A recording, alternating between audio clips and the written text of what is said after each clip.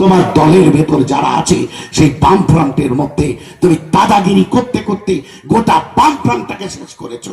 আর ISF তোমার দাদাগিরি শুনবে, এটা কিন্তু হবে না। কারণ আইএসএফ এর সঙ্গে মানুষ আছে। আইএসএফ রাজনীতি করতে এসেছে, ক্ষমতা দখল করার জন্য নয়। আমার ভাইজান গোটা বাংলাকে নতুন ভাষা শিখিয়েছে।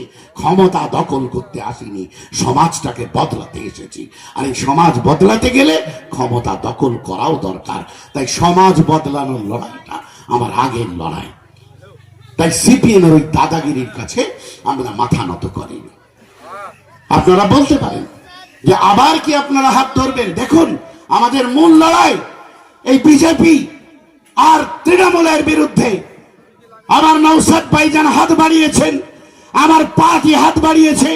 এই লড়াইয়ে আমার সঙ্গে যে থাকতে চাও, আমি হাত বাড়িয়ে রেখেছি, আমার হাতটা তিনি ধরো, আমি তার হাত ধরবো, কোনো অসুবিধা হবে না।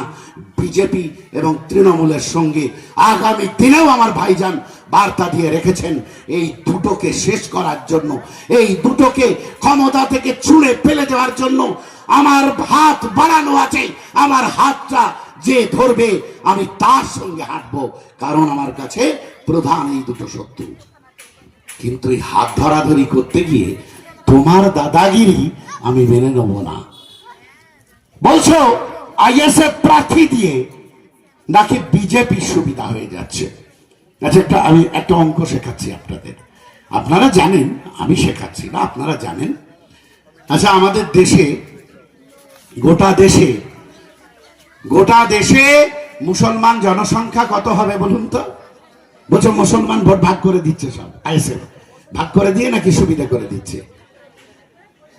এরকম অন্যান্য রাজনৈতিক দলের নামেও বলে, বদরুদ্দিন আজমলের নামেও বলে, আসাদুদ্দিন ওয়াইসির নামেও বলে, আর কেরালায় মুসলিম লীগের নামেও বলে যে এরা মুসলমান ভোট ভাগ করে দিচ্ছে, দিয়ে সর্বনাশ করে দিচ্ছে।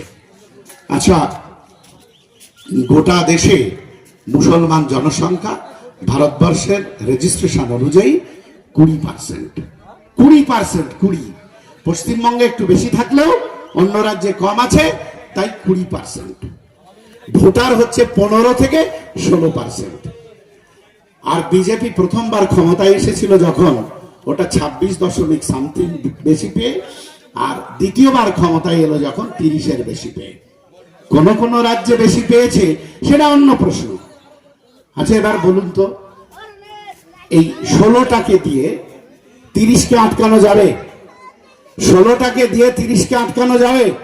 আপনি জেনে রাখুন, আমার হিন্দু ভাইয়েরা কিন্তু বিজেপির বিরুদ্ধে।